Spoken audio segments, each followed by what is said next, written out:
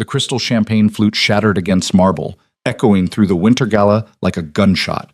Every head turned toward the Duchess Eleanor Vale. Porcelain face finally cracked, voice trembling with years of swallowed silence. "Tell them," she demanded, her words slicing through string quartet melodies. "Tell them about her." Duke Adrian's practiced smile faltered. Around them, 300 aristocrats held their breath, watching perfection implode in real time. This wasn't supposed to happen. Not here, not to them, but we're getting ahead of ourselves. If you want to see how the most envied marriage in high society collapsed in one devastating night, stay with me until the end, and drop a comment with your city. I want to see how far this story travels. The morning of the Ashford ball, Eleanor woke to emptiness. Not the literal kind. The bed beside her still bore the impression of Adrian's body, sheets pulled tight in that military precision he'd perfected at boarding school, the indent of his head on the pillow, the faint scent of his cologne, something expensive with notes of bergamot and cedar that his valet laid out each morning alongside his precisely folded pocket squares. But emptiness, nonetheless. She stared at the ceiling of their bedroom. Her bedroom, really, since Adrian had taken to sleeping in his study more nights than not, and counted the cherubs painted across the plaster. 14. She'd counted them 1,000 times, maybe more.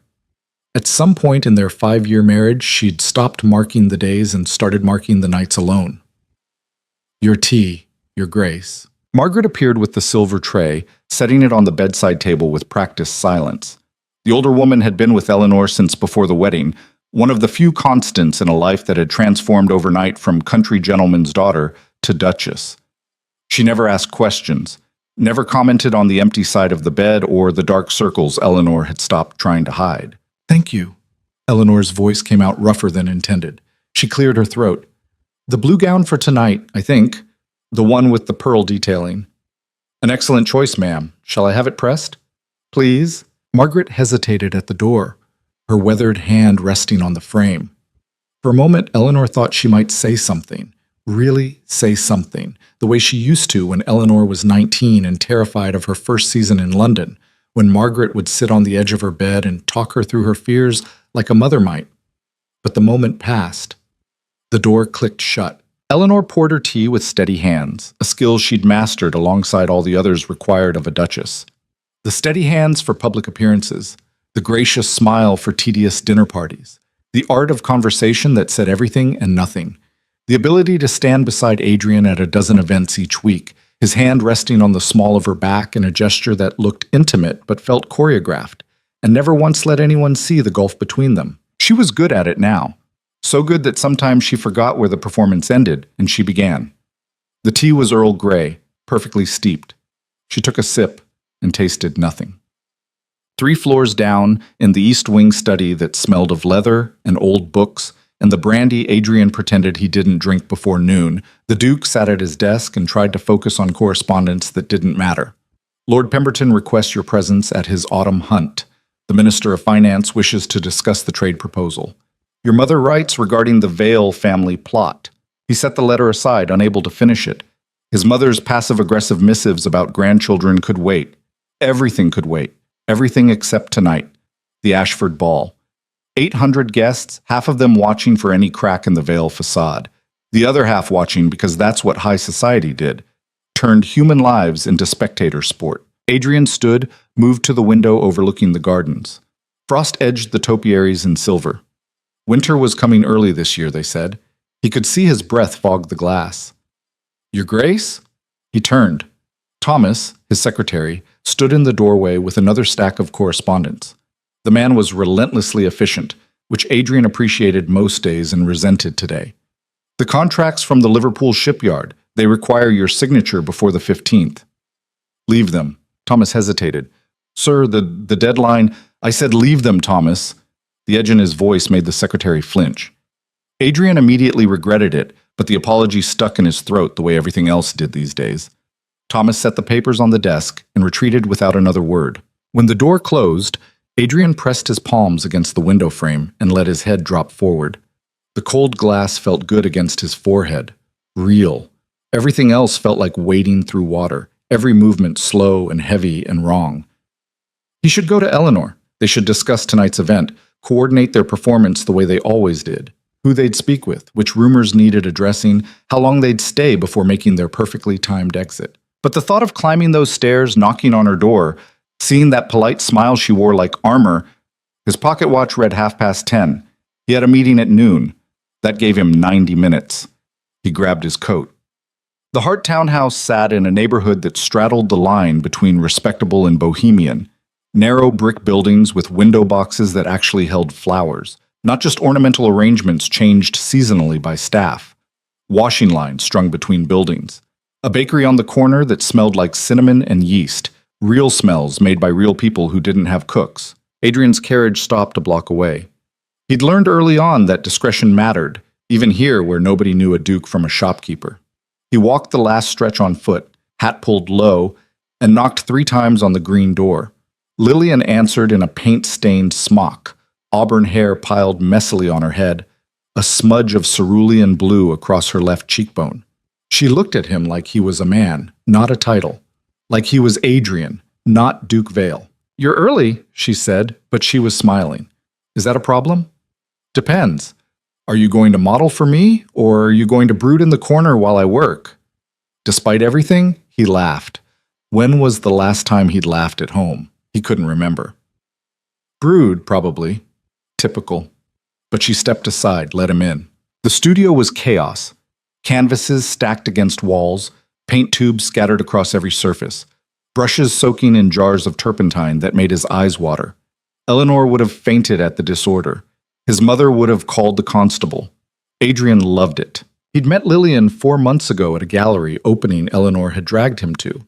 Some charity event for orphans or hospitals, or he couldn't remember. What he remembered was standing in front of an oil painting of a woman mid-dance, skirt swirling, face caught in an expression of pure joy, and feeling something crack open in his chest. "You don't like it." He'd turned to find a woman watching him, not with the practiced interest of society ladies who wanted Duchess connections, but with genuine curiosity. She wore a green dress that didn't quite fit the current fashion, her hair styled simply, no jewelry except small pearl earrings. "I do," he'd said, surprising himself with honesty. "I don't understand it, but I like it." "Good answer." She'd extended her hand. "Lillian Hart. I painted it." They'd talked for an hour. About art. About the way light changed color. About how she'd grown up in Cornwall helping her father with his fishing nets, and never imagined she'd end up in London painting for a living. She didn't know who he was, didn't care when she found out. Treated him like a person who happened to enjoy looking at paintings, not a duke who needed managing. When Eleanor had appeared at his elbow with that subtle touch that meant time to circulate, he'd felt the cage door swing shut again. But he'd gone back to the gallery the next week, and the week after, and eventually she'd invited him to her studio. "You look tired," Lillian said now, mixing paint on her palette. She'd gone back to the canvas she was working on, a street scene, rain-slicked cobblestones reflecting gaslight. "Big party tonight?" "The Ashford Ball." "Sounds dreadful." "It will be." She glanced at him, brush poised mid-stroke. "Then don't go." The simplicity of it almost made him laugh again, as if he could just not go. As if duty and obligation and 5 generations of Vale family legacy would evaporate because he decided to stay home. "I can't." "Can't or won't." "Does it matter?" Lillian set down her brush, wiped her hands on her smock, and came to sit beside him on the battered sofa that had probably cost £5 second-hand. Eleanor's smallest decorative pillow cost more than Lillian's entire furniture collection. "You come here almost every day now," Lillian said quietly. "You barely talk. You just sit and watch me work like you're hiding from something." "I'm not hiding. Adrian." She turned to face him, and her eyes, hazel with flecks of gold that caught the studio light, were too knowing. "What are we doing?" The question hung between them like smoke. He should leave, should stand up, make an excuse, walk out the door and never come back. Go home to Eleanor and their perfectly appointed house and their perfectly choreographed marriage and stop pretending there was anything else possible. Instead, he reached for Lillian's paint-stained hand. "I don't know," he said, and meant it. "I just know that here, with you, I can breathe." She didn't pull away. Didn't push him toward anything either. Just sat with him in the cluttered studio while winter light filtered through dirty windows and the world outside continued without them. "What's up?" Eleanor stood in front of her mirror while Margaret fastened the last clasp on the pearl necklace. The blue gown fit perfectly because everything in her wardrobe fit perfectly. Her hair was styled in an elaborate updo that had taken Margaret 40 minutes. Her face was powdered, her lips rouged just enough to look natural. She looked like a duchess. She felt like a mannequin. "You're beautiful, ma'am," Margaret said softly. "Thank you." The words were automatic. His Grace is waiting in the entrance hall. Of course he was, punctual as always, playing his part as she played hers. Eleanor descended the grand staircase with practiced grace, one gloved hand on the banister, the other holding her skirts just high enough to avoid tripping. Adrian stood at the bottom in his evening wear, dark hair perfectly groomed, expression neutral. He looked up as she approached, and for just a second, less than a second, something flickered across his face. Guilt? Regret? She couldn't tell anymore. "You look lovely," he said. "Thank you. You as well." They might have been strangers commenting on the weather. The carriage ride to the Ashford estate took 30 minutes. They spent it in silence, watching London scroll past through separate windows. Eleanor counted street lamps. Adrian studied his gloves. Neither reached for the other. "We should discuss Lord Pemberton," Adrian said finally, his voice too loud in the quiet space. "He'll want to talk about the trade routes. I'll redirect him to you if he approaches me. And Lady Ashford will ask about the charity committee. I'll confirm my attendance at the next meeting." This was how they communicated now. Logistics, strategy, the mechanics of being Duke and Duchess Vale in public while being nothing at all in private. The carriage slowed as they joined the line of vehicles approaching the estate. Through the window, Eleanor could see the mansion ablaze with light, figures moving behind curtains, the string quartet's music drifting faintly through the night air. She smoothed her skirts, checked her hair in the small mirror concealed in her fan, and prepared herself the way a soldier might prepare for battle. "Ready?"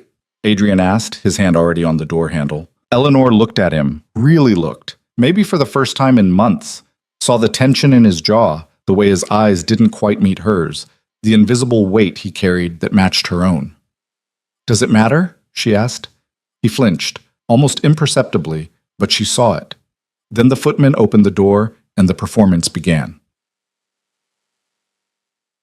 The Ashford ball was exactly what Eleanor expected. Excessive, exhausting, and excruciatingly polite.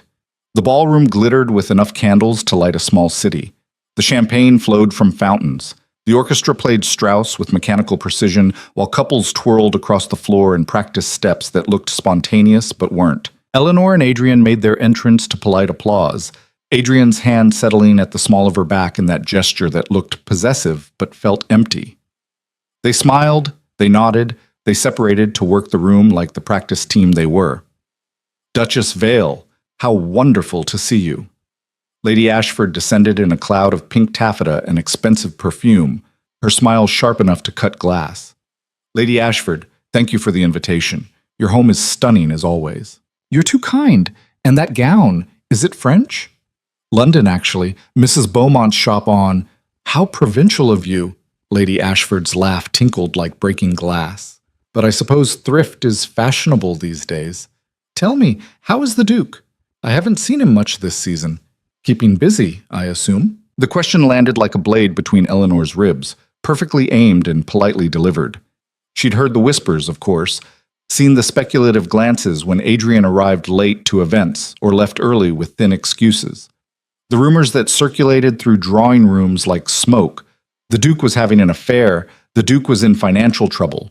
The Duke was secretly dying of some wasting disease. Eleanor had dismissed them all, because acknowledging them meant acknowledging that something was wrong, and the entire architecture of their life was built on the foundation that nothing was wrong. "He's very well," Eleanor said smoothly, "occupied with business matters, as you know. The Liverpool shipyard contract has been demanding." Of course, business." Lady Ashford's eyes gleamed. "Though one does hope he finds time for leisure activities as well." The emphasis on leisure was deliberate. Eleanor felt her smile tighten. "We all need our diversions," she said carefully. "Indeed. Speaking of which, I must introduce you to Mrs. Fletcher. Her daughter is debuting this season, and I told her you'd have such wonderful advice." Eleanor let herself be steered toward a cluster of women, half listening to their chatter about debut balls and suitable matches, while her mind circled Lady Ashford's words like a dog worrying a bone. Leisure activities.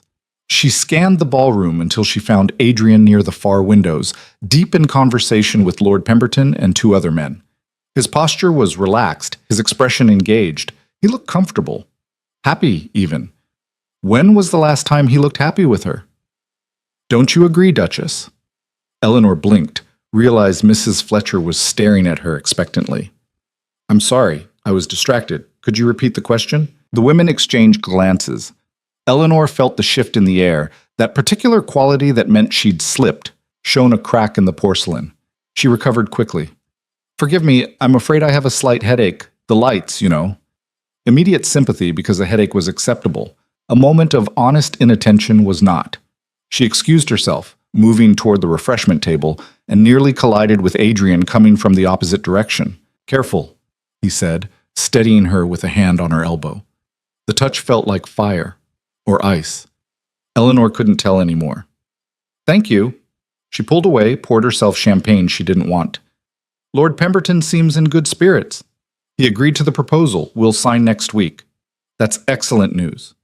Yes. They stood side by side, facing the ballroom, a united front of silk and superficiality. Anyone watching would see a devoted couple taking a brief respite from the social demands of the evening. No one would see the chasm between them. Eleanor, Adrian started. Don't.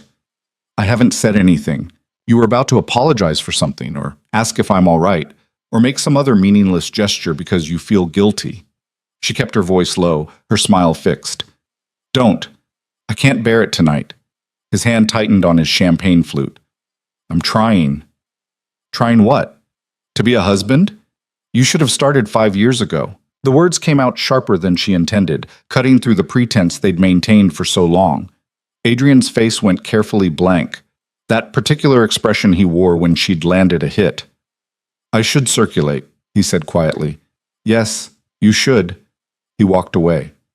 Eleanor watched him go, hating herself for the cruelty and hating him for deserving it. The evening dragged on.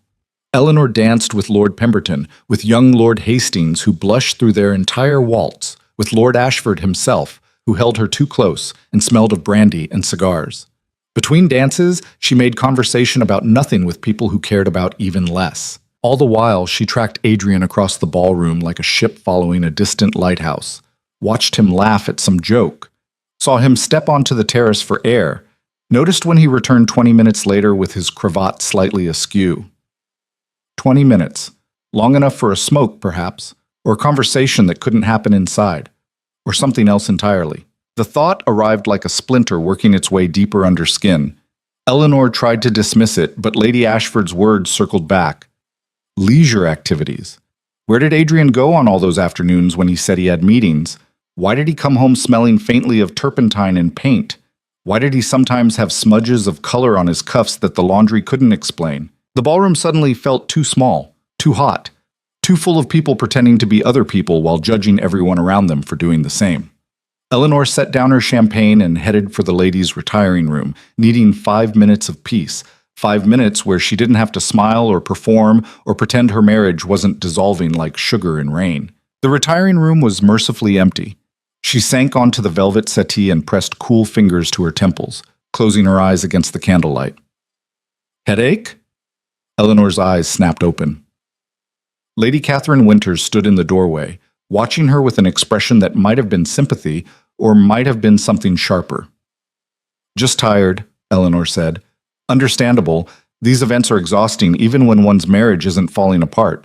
The words hung in this perfumed air like thrown knives. Eleanor's training screamed at her to deflect, to laugh it off, to maintain the fiction. But she was so tired of fiction. I don't know what you mean, she said anyway. Catherine closed the door, came to sit beside her. They'd been friends once, before Eleanor married Adrian and ascended to a sphere where real friendship became complicated by politics and positioning. Eleanor? Catherine's voice was gentle. Everyone knows. Knows what? About the Duke. About his distraction. The word mistress remained unspoken, but it filled the room nonetheless. Eleanor's hands were shaking. She folded them in her lap, pressed them together until her knuckles went white. I don't know what rumors you've heard. It's not rumor. My cousin saw him at a gallery in Bloomsbury, then later at a townhouse near Regent's Park, with a woman, a painter, I believe. Something inside Eleanor cracked, not broke. That would have been cleaner. This was a slow fissure, the kind that spreads through porcelain before it shatters completely. I see, she managed. I'm sorry. I thought you should know. And everyone else? Do they all know too? Catherine's silence was answer enough. Eleanor stood, smoothed her skirts with hands that still trembled. In the mirror above the mantel, she looked perfectly composed. Amazing, really, how well she'd learned to hide. Thank you for telling me, she said. Eleanor, wait. But she was already walking back into the ballroom, into the lights and music and hundreds of eyes that suddenly felt like they'd been watching her fail this entire time. She found Adrian by the champagne fountain, laughing at something Lord Hastings had said.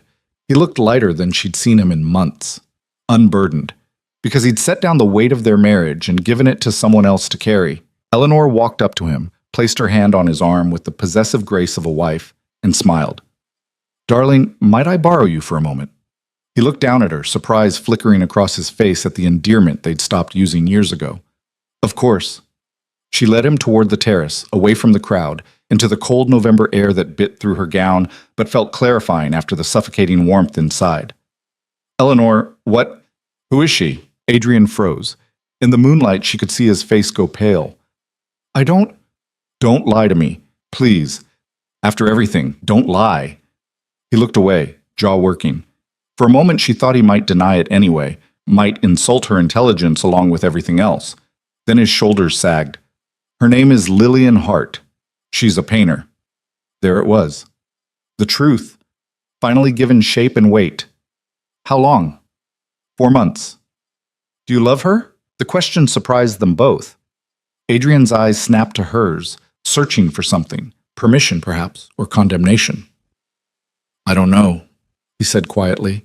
I just know that with her, I remember what it feels like to be myself instead of this. He gestured vaguely at his formal wear, at the ballroom behind them, at the entire elaborate construction of their lives. Eleanor laughed, a brittle sound that scattered into the night. So you found escape. How lovely for you. Eleanor, and what about me, Adrian? What am I supposed to do while you play at being real with your painter? Continue smiling through dinner parties? Keep pretending we're the perfect couple while you come home smelling like someone else's life? You could leave, he said, and the words landed like a physical blow. You could walk away tomorrow. Divorce me. Scandal be damned. You know I can't do that. Because of reputation? Because of what people would say? Because I have nowhere else to go. The admission tore out of her, raw and ugly. My father's estate is bankrupt. My sisters depend on connections I've made through this marriage. If I leave you, I lose everything. My home, my position, my ability to help my family. You have the luxury of escape because you have money and title and power that can't be taken away. I have nothing except what you've given me. That's not fair. None of this is fair, her voice cracked. I didn't choose this either, Adrian. I didn't choose a husband who would look at me across the breakfast table like I was furniture, who would build a life with someone else while I sat at home maintaining the illusion. You want honesty? Here's honesty. I hate you. I hate our marriage, and I hate that I'm trapped in it while you get to feel alive with someone who isn't me. The words hung between them, finally true. Adrian's face was unreadable in the shadows. When he spoke, his voice was barely above a whisper. Then what do we do? Eleanor looked back at the ballroom, at the light and music and people dancing through their own elaborate performances, all of them pretending, all of them trapped in various versions of the same cage. We survive, she said, the same way we always have. She walked back inside, leaving him on the terrace. The rest of the evening passed in a blur. Eleanor danced. She smiled. She made all the right conversation with all the right people. And when the clock struck 1 and Adrian appeared at her elbow to make their exit, she took his arm like a dutiful wife. In the carriage home, neither spoke. Adrian didn't sleep that night. He sat in his study with a glass of brandy he didn't drink, watching dawn creep across the London skyline. Somewhere in the city, Lillian was probably already awake, mixing paints in her chaotic studio, humming something off-key while she worked. Did she think of him? Did she wonder where he was, who he was with, what kind of life he returned to when he left her door? He told her about Eleanor, of course. Not everything, but enough. The loveless marriage, the duty and obligation, the feeling of slowly suffocating under expectations he'd never wanted but couldn't escape. Lillian had listened without judgment. You should talk to her, she'd said. Really talk. But what was there to say that hadn't been said in their 5 years of careful silence? The sun rose. Adrian watched it paint the city gold, then gray as clouds rolled in. Rain started around 7, streaking the windows. By 8, the household staff had begun their morning routines. He heard them moving through the halls below, the distant clatter of breakfast preparations. By 9, he knew what he had to do. He found Eleanor in the morning room, surrounded by correspondence. She didn't look up when he entered. We need to talk, he said. I believe we did that last night. Eleanor, please. She set down her pen, folded her hands on the desk, and looked at him with eyes that held no warmth. What else is there to discuss? You have your painter. I have my pride. We continue as we are until one of us dies or society finally admits what it already knows, that the perfect veil marriage is a complete fiction. I don't want that. What do you want, Adrian? To have both? To keep me as your duchess for appearances while you live your real life with her? No, I want...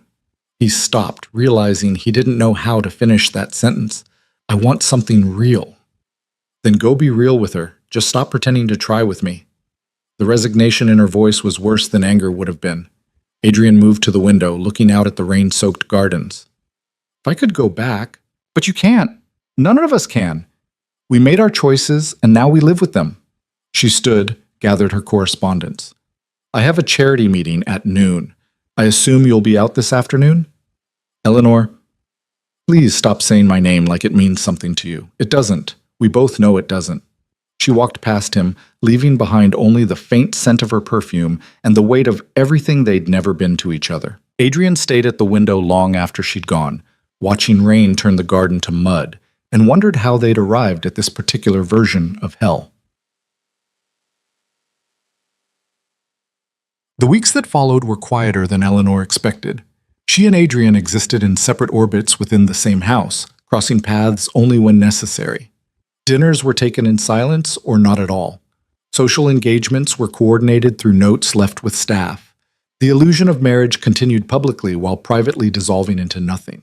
Eleanor threw herself into her charity work with new fervor, attending every meeting, organizing every fundraiser, filling her days with enough activity to exhaust herself into dreamless sleep. If people noticed her increased dedication, they attributed it to noble duchess behavior, not desperate escape. Adrian grew more distant, more absent. He stopped making excuses for where he went, and Eleanor stopped asking. December arrived with early snow and the dreaded announcement, the Winter Gala, the social event of the season, hosted by the Queen herself. Required attendance for everyone in their sphere. No excuses, no exceptions. Eleanor received the invitation and felt dread settle in her stomach like lead. An entire evening maintaining the perfect marriage facade in front of everyone who mattered.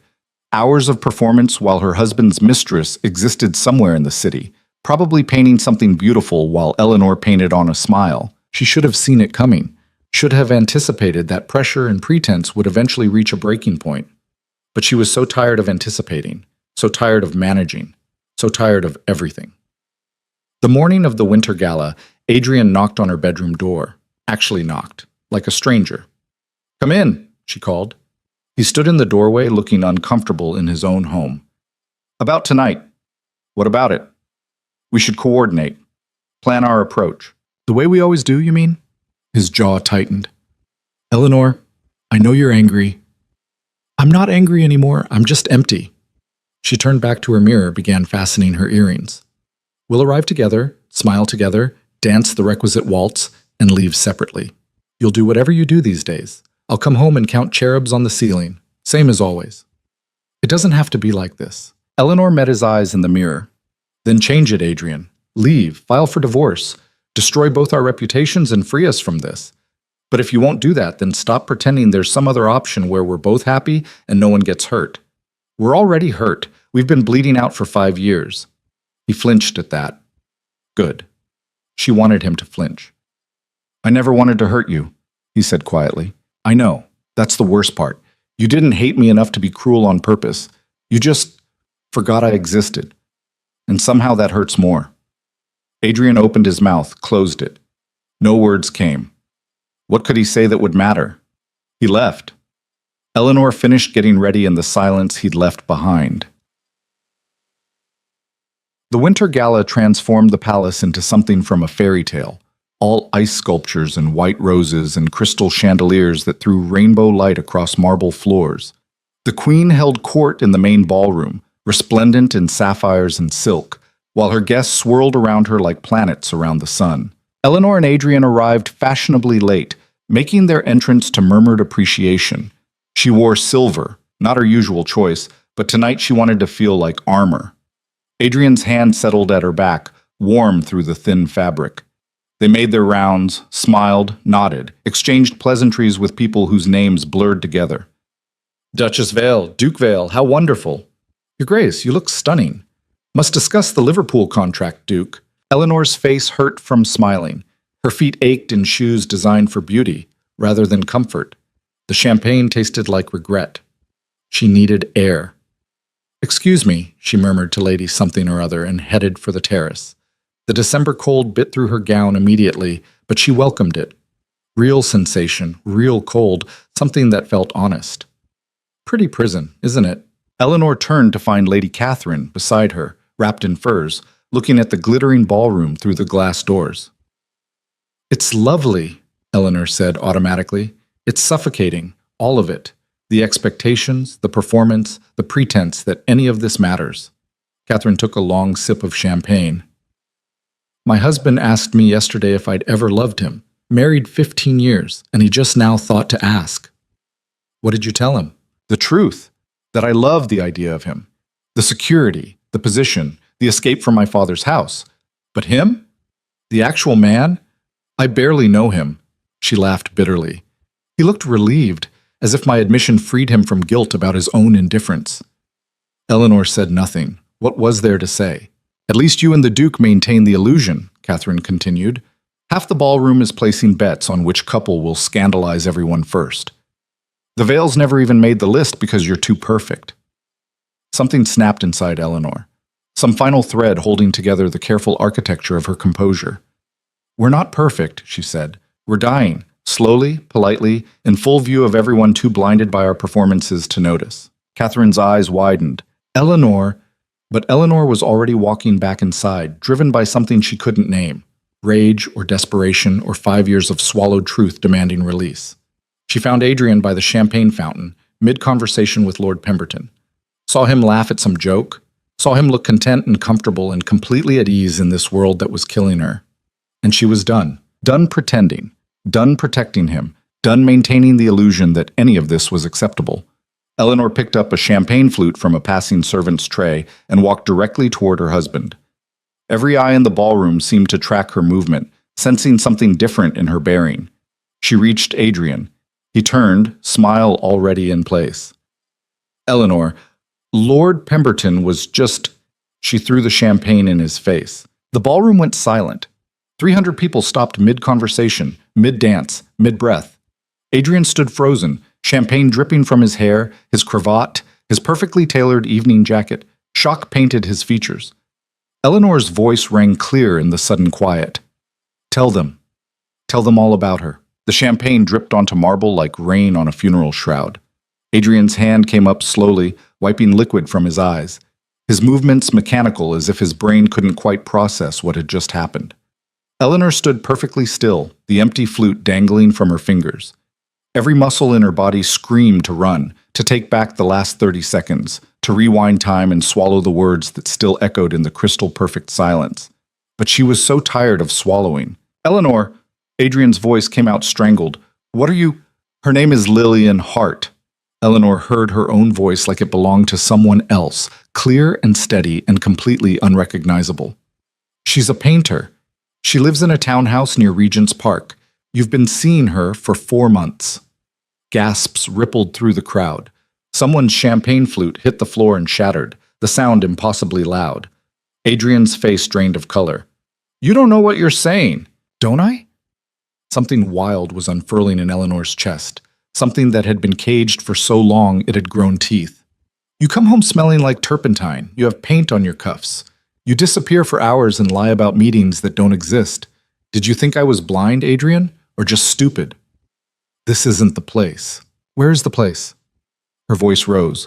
Our bedroom where you haven't slept in months? The breakfast table where we pretend to read newspapers instead of looking at each other?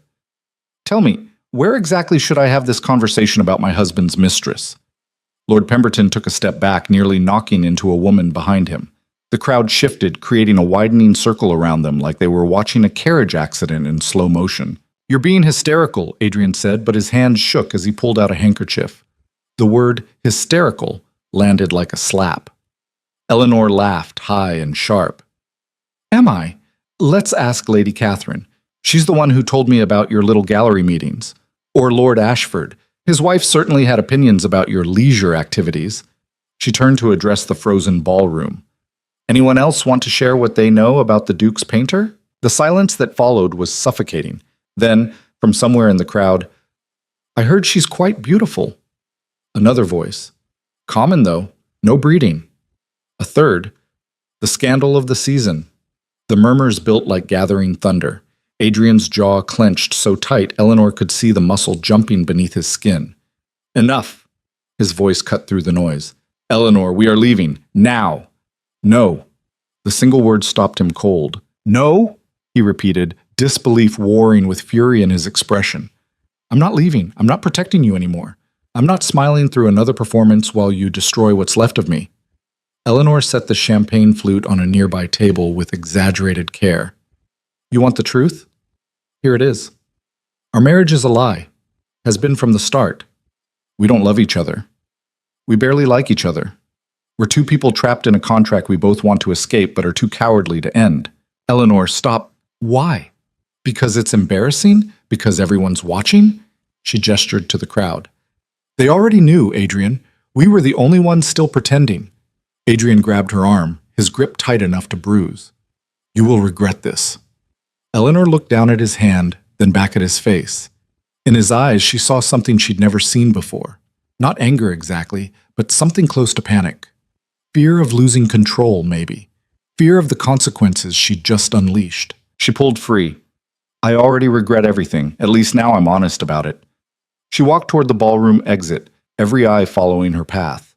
Her legs felt disconnected from her body. Her heart slammed against her ribs so hard she thought it might crack through. Behind her, Adrian called her name. Once, twice. She didn't turn around. The palace corridors stretched endless and cold. Eleanor's heels clicked against stone, echoing off walls lined with portraits of queens and kings who'd probably endured their own versions of this nightmare. She had no destination, just the overwhelming need to be anywhere else. Duchess Vale! Eleanor didn't stop. Footsteps pursued her. Your Grace, please, wait. A hand caught her elbow. Eleanor spun, ready to unleash whatever remained of her fury, and found herself facing a young woman in servant's livery, breathless and wide-eyed. Your cloak, ma'am. You'll freeze. The girl held out Eleanor's fur-lined cloak, her expression caught between pity and fascination. She'd seen it all, Eleanor realized. Every servant in the palace had probably heard by now. Thank you, Eleanor managed, accepting the cloak with hands that had started shaking. There's a side exit through the East Gallery. Less public. Eleanor met the girl's eyes and saw understanding there. How many servants had witnessed their own versions of tonight's disaster? How many had stood silent while their employers performed perfect marriages for ballroom audiences? What's your name? Eleanor asked. Mary, ma'am. Thank you, Mary. The girl bobbed a curtsy and disappeared back the way she'd come, leaving Eleanor alone with her cloak and her shattered composure. The East Gallery was deserted, lit only by moonlight through tall windows. Eleanor wrapped the cloak around herself and pushed through the exit into December cold that stole her breath. Snow had started falling, fat, wet flakes that caught in her hair and melted against her cheeks. Or maybe those were tears. She couldn't tell anymore. Eleanor walked. She had no plan, no direction, just the desperate need to keep moving. The palace grounds gave way to streets she half recognized, then streets she didn't know at all. Her silver gown dragged through slush. Her feet went numb in her delicate shoes. She should have been cold, should have been terrified, a duchess wandering London alone after midnight. But she felt nothing except a strange, hollow freedom. The perfect cage had finally broken open. Somewhere in her wandering, she found herself on a bridge spanning the Thames. The water below was black and swirling, reflecting nothing. Eleanor gripped the stone railing and looked down into that darkness and understood finally why people jumped. Not because they wanted to die, because they wanted the falling to stop. Bit cold for a midnight stroll in it. Eleanor turned. A woman leaned against the bridge railing a few feet away, wrapped in threadbare shawls, watching Eleanor with shrewd eyes. "I'm fine," Eleanor said automatically. "Course you are. Fancy ladies always fine when they're crying on bridges in the middle of winter?" The woman pulled a flask from her layers of clothing, took a sip, then offered it to Eleanor. "Want some? It's terrible, but it's warm." Eleanor stared at the flask. Every rule of society, every lesson drilled into her since childhood screamed that duchesses did not drink from strangers' flasks on bridges. Duchesses maintained dignity. Duchesses went home to their marriages and kept their scandals private. Eleanor took the flask and drank. It burned like liquid fire going down, cheap whiskey that tasted like mistakes. She coughed, handed it back, wiped her mouth with the back of her hand. "What happened?" the woman asked, not unkindly. "I destroyed my life." "Nah, you just stopped pretending you had one worth keeping." Another sip from the flask. "Saw it in your eyes soon as you walked up. That look people get when they finally admit the truth they've been avoiding. You don't know anything about me, don't I?" The woman gestured at Eleanor's gown, her jewelry, the whole expensive disaster of her appearance. Rich girl, married rich, miserable ever since. Husband's got another woman, probably. You finally said something about it in front of people who matter. Now you're here wondering if you made the right choice. Eleanor's laugh came out broken. "How did you—" "Seen it before. Different dresses, same story." The woman tucked the flask away. "Question is, what you gonna do about it?" "I don't know." "Well, figure it out quick. This bridge is freezing and you're starting to turn blue." Eleanor looked down at her hands, at the silver gown now soaked and ruined, at the whole expensive costume of her former life, and felt something shift inside her chest. Not healing, that would take longer, but maybe the beginning of it. "I can't go back," she said. "Then don't." "It's not that simple, see?" "Sure it is. Simple don't mean easy, but it's still simple. You got money?" Eleanor thought of the household account she managed, the allowance Adrian provided, the jewelry around her neck worth more than this woman probably saw in a year. "Yes." "Then you got options, more than most." The woman pushed off the railing. "But standing here ain't one of them. Go home, get warm, then decide if you're going to be the duchess who broke down on a bridge or the woman who rebuilt herself after." She walked away into the snow, leaving Eleanor alone with the Thames and her thoughts. Eleanor stood there for another minute, maybe 5, watching snowflakes disappear into dark water. Then she turned back toward the palace, toward the wreckage waiting for her, and started walking. By the time she found a hackney willing to take her home, her teeth were chattering so hard she could barely give the driver the address. The Vale townhouse appeared through swirling snow like a prison she was volunteering to return to. Every window blazed with light. Eleanor's stomach dropped. Adrian was home. The front door opened before she reached it. Margaret stood in the entrance, her face pale with worry, still in her nightclothes with a shawl thrown over. "Oh, ma'am!" Relief flooded the older woman's features. "Thank heavens! The Duke came home hours ago and said, we didn't know where—" "I'm fine, Margaret." Eleanor stepped inside, suddenly aware of how she must look. Soaked, frozen, her careful styling destroyed. "Just needed air." "He's in his study. Been there since he returned. Won't speak to anyone." Eleanor peeled off her ruined cloak. "Good." "Ma'am, what happened? The servants are saying—" "I'm sure they are." Eleanor headed for the stairs, leaving wet footprints on expensive carpet. "I'm going to bed. Please tell the Duke not to disturb me. Or better yet, tell him nothing at all." She climbed to her bedroom and shut the door, turned the lock for the first time in their marriage. Let Adrian sleep in his study. Let him drown in whatever guilt or anger or regret he was marinating in. She had her own drowning to attend to. Eleanor peeled off the silver gown. It would never be wearable again, and stood in her chemise, shivering. Her reflection in the mirror showed a woman she barely recognized. Hair loose and tangled, makeup smeared, eyes haunted, but alive. Finally, unmistakably alive. A knock at the door made her jump. "Eleanor!" Adrian's voice, muffled by wood. She didn't answer. "I know you're awake, please. We need to talk." "Go away, Adrian." "Eleanor!" "I said go away." The words tore out of her. "You don't get to demand anything right now. Not conversation, not explanations, not absolution. Just leave me alone." Silence. Then footsteps retreating down the hall. Eleanor sank onto the bed and waited for tears that didn't come. Maybe she'd cried herself empty on the bridge. Maybe there was nothing left. She must have slept eventually because dawn woke her with gray light and a pounding headache. For one blissful moment, she forgot what had happened. Then reality crashed back. The winter gala. The champagne. The crowd. Her words echoing through crystal silence. She'd really done it. Really destroyed everything in spectacular public fashion. A folded note had been slipped under her door sometime during the night.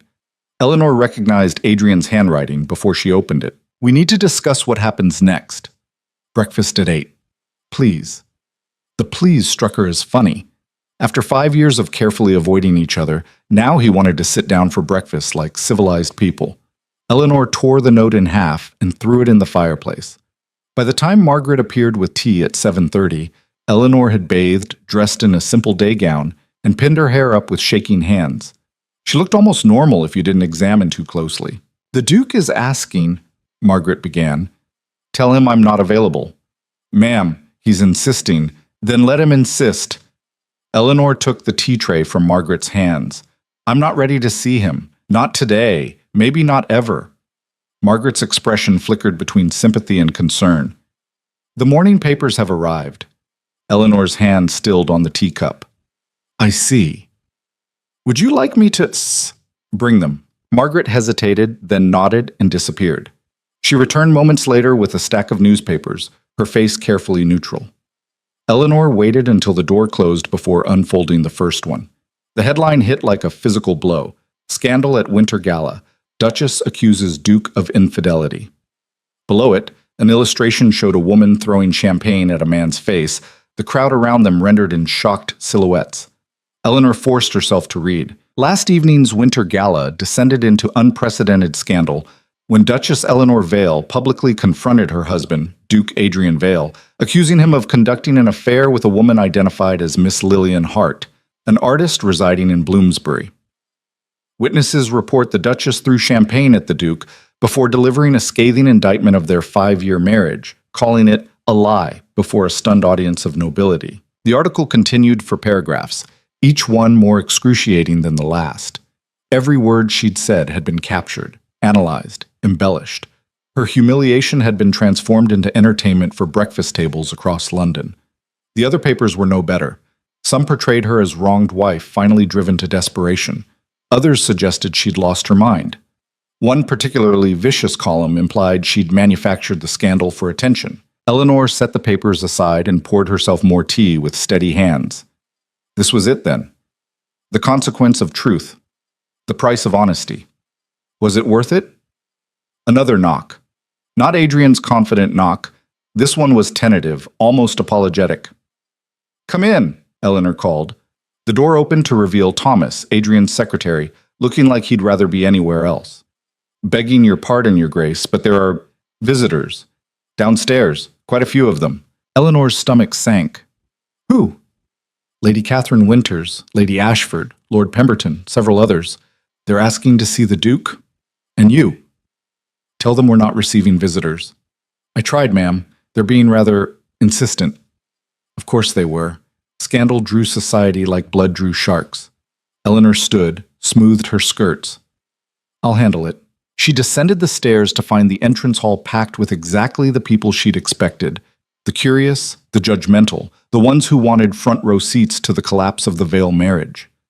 Lady Ashford stood at the front of the crowd, resplendent in purple silk, her expression radiating false concern. "Duchess Vale! Oh, my dear, we simply had to come see how you were managing after last night's unfortunate display." Unfortunate display. As if Eleanor had spilled wine, not demolished her entire life. "How thoughtful," Eleanor said flatly. "As you can see, I'm fine. But surely you're not, that is, after such accusations." The accusations were true. Eleanor descended the last few steps, met Lady Ashford's gaze directly. My husband is having an affair. Has been for months. I simply finally said it out loud. Gasps and murmurs rippled through the group. Lady Catherine pushed forward, her face genuinely worried. Eleanor, perhaps we could speak privately. Why?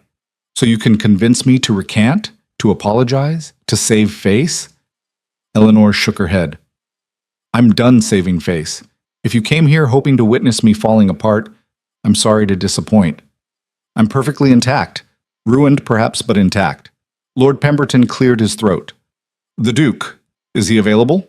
The Duke is unavailable. To you, to me, to anyone who isn't his lawyer. Eleanor moved toward the door, opening it in clear dismissal. Thank you for your concern. You can show yourselves out. Lady Ashford's mouth fell open. Well, I never... No, you probably haven't. Never been honest, never been real, never been anything except what people expect. Eleanor held the door wider. But I'm trying something different now. It's terrifying and probably stupid, but at least it's mine. They filed out in offended silence, casting backward glances like she was an animal at the zoo. Eleanor closed the door behind them and leaned against it, her legs suddenly weak. That was extraordinary. Eleanor's eyes snapped open. Adrian stood at the top of the stairs, still in yesterday's evening clothes, his hair disheveled, his expression unreadable. How long have you been there? She demanded. Long enough. He descended slowly, each step deliberate. You're right, you know, about everything. Don't. Eleanor, don't you dare try to bond with me over this. She pushed away from the door. Don't stand there looking tragic and expect me to comfort you. You did this. You destroyed us. We both did. He reached the bottom of the stairs. I found escape in Lillian, but you found yours in ice. You stopped trying long before I did. The accusation stung because it held truth. Maybe, Eleanor admitted. Maybe I gave up. Maybe I should have fought harder for something we both knew was broken from the start. But I didn't betray you, Adrian. I didn't find someone else to give me what you couldn't. Would it have been better if you had? At least then we'd be even. This isn't about even. This is about... Eleanor's voice cracked. She took a breath, forced calm. This is about the fact that I spent 5 years trying to be the wife you needed, while you spent 5 years wishing I was someone else. Adrian's face tightened. That's not fair. None of this is fair. That's my entire point. She moved past him toward the morning room, suddenly desperate for space that didn't smell like him, like them, like the ghost of what they'd never been. I want a divorce. The words fell into silence. Eleanor turned to find Adrian frozen on the stairs, his expression somewhere between shock and something that might have been relief. Eleanor, I mean it. I can't do this anymore.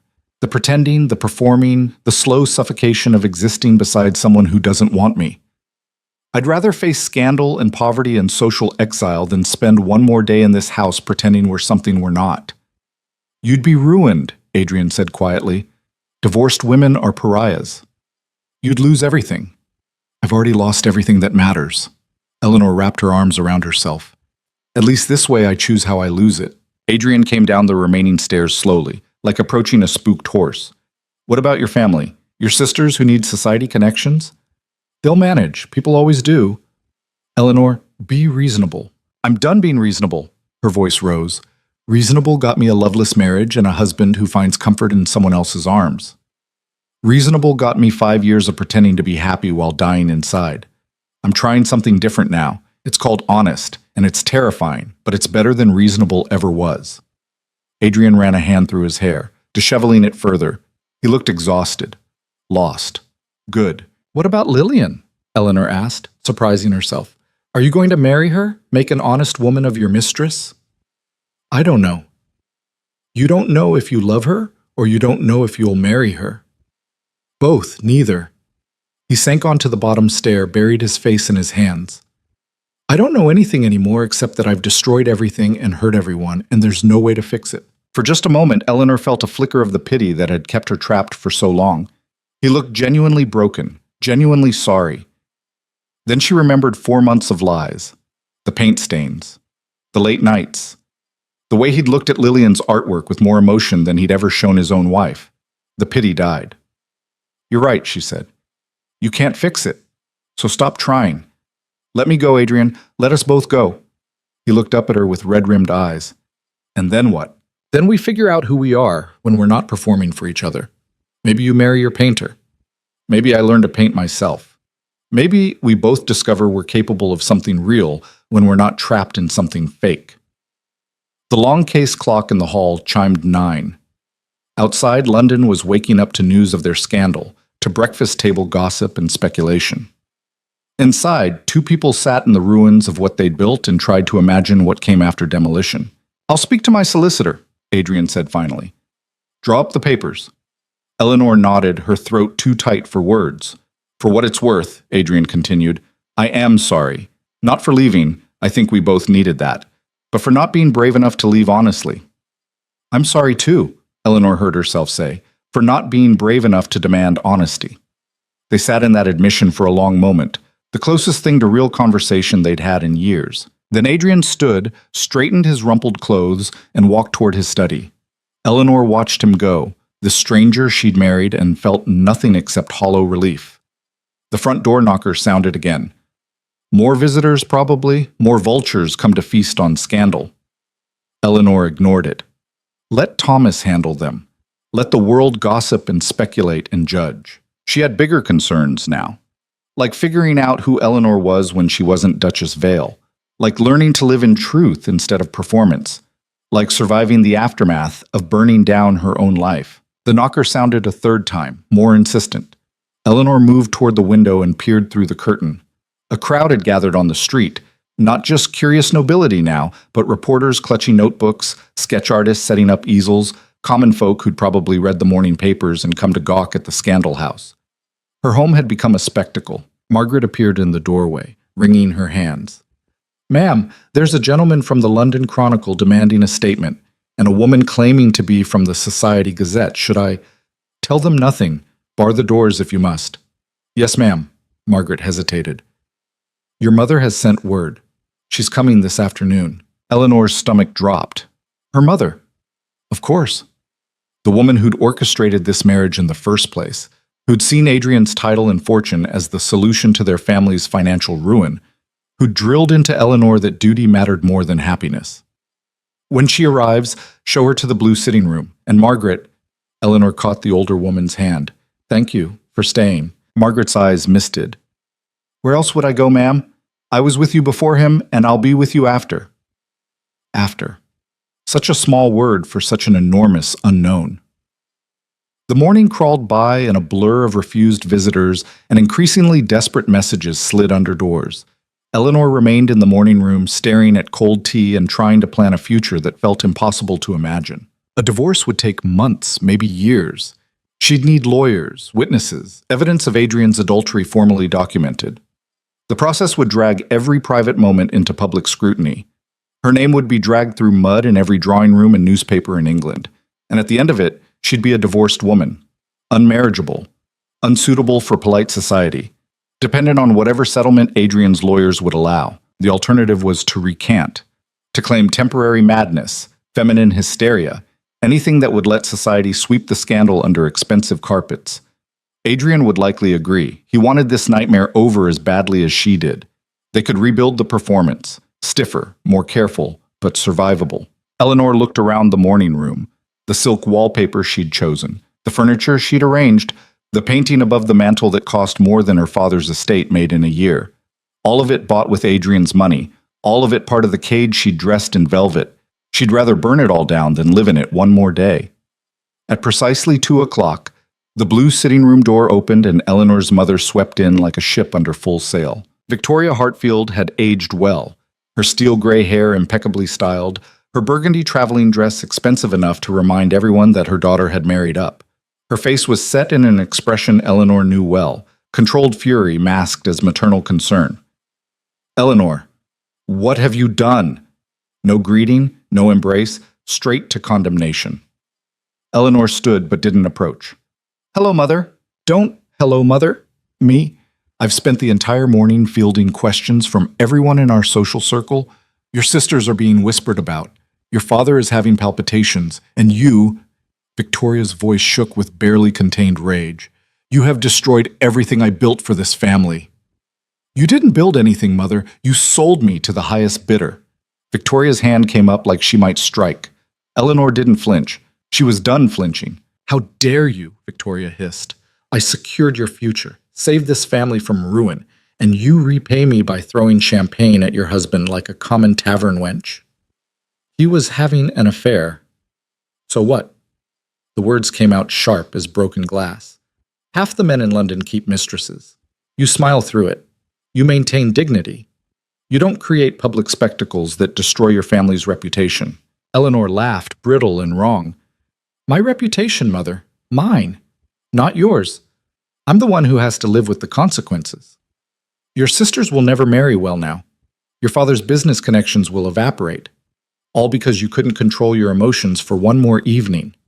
Victoria moved closer, her perfume suffocating. You will fix this. You'll apologize to the Duke, claim temporary hysteria, and beg forgiveness today. No. Excuse me? I said no. I'm divorcing him. Victoria went pale, her hand gripping the back of a chair for support. You can't be serious. I've never been more serious about anything. Eleanor, listen to me carefully. A divorced woman is nothing. You'll have no place in society, no prospects, no protection. You'll be dependent on your father's charity, the same father whose debts Adrian paid off when you married. Is that what you want? To crawl back home in disgrace? The cruelty of it took Eleanor's breath. She'd known her family's financial situation was dire, but hearing it stated so baldly that she'd been bartered like livestock to settle accounts made bile rise in her throat. Maybe disgrace is better than this, Eleanor said quietly. This? Victoria gestured around the elegant room. Wealth? Status? Security? You're a duchess, Eleanor. Women would kill for what you have. Then let them have it. I'm done. Victoria's composure cracked. You ungrateful, foolish child. I sacrificed everything to make this match. Spent months courting his mother, orchestrating introductions, ensuring you were positioned perfectly. And you're throwing it away because your feelings are hurt? My feelings? Eleanor's voice rose. Mother, I've been dying inside for 5 years. Every day in this house is suffocation. Every smile is a lie. Every touch from him makes my skin crawl because I know he wishes I was someone else. Then become someone else, Victoria snapped. Be better. Be more charming, more beautiful, more interesting. Give him reason to stay. The words landed like physical blows. Eleanor stared at her mother and saw, finally, what she'd refused to see for 24 years. This woman didn't love her, had never loved her. Eleanor was an investment, a chess piece, a means to an end. Get out, Eleanor said. Eleanor, I said get out. Go home to father and your precious social standing. Tell everyone I've lost my mind. I don't care anymore. Victoria drew herself up, every inch the offended aristocrat. You'll regret this. When Adrian casts you aside with nothing, when you're living in some rented room scrubbing your own floors, you'll remember this conversation, and you'll know I was right. Maybe, but at least I'll be free. Victoria's face twisted with something that might have been pain if Eleanor hadn't known better. You were always weak. Even as a child, I'd hoped marriage would strengthen you, but you're as fragile as ever. She swept toward the door, paused with her hand on the frame. Don't come crying to us when this falls apart. You made your choice. Live with it. The door closed with a soft click that felt louder than slamming. Eleanor sank into the nearest chair, her legs suddenly unable to hold her. She'd known her mother would be angry, but the depth of that anger, the casual cruelty, the complete lack of concern for Eleanor's actual well-being, left her hollowed out. She sat alone in the blue sitting room as afternoon light faded to evening, trying to remember if her mother had ever asked if she was happy, ever cared about anything except appearances and advantage. The answer was simple and devastating: no. A soft knock broke through her spiraling thoughts. Thomas appeared, looking apologetic. Begging your pardon, Your Grace, but there's someone at the servants' entrance.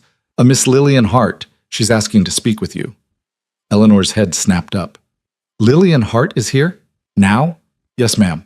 I told her you weren't receiving visitors, but she says it's urgent. Of all the audacity. The mistress coming to the wife's home like it was some kind of social call. Eleanor should refuse. Should have Thomas turn her away with all the frost a Duke's secretary could muster. Instead, she heard herself say, show her to the library, and Thomas, Make sure the Duke doesn't know she's here. Yes, Your Grace. Eleanor stood, smoothed her dress, and tried to prepare herself for meeting the woman who'd helped destroy her marriage.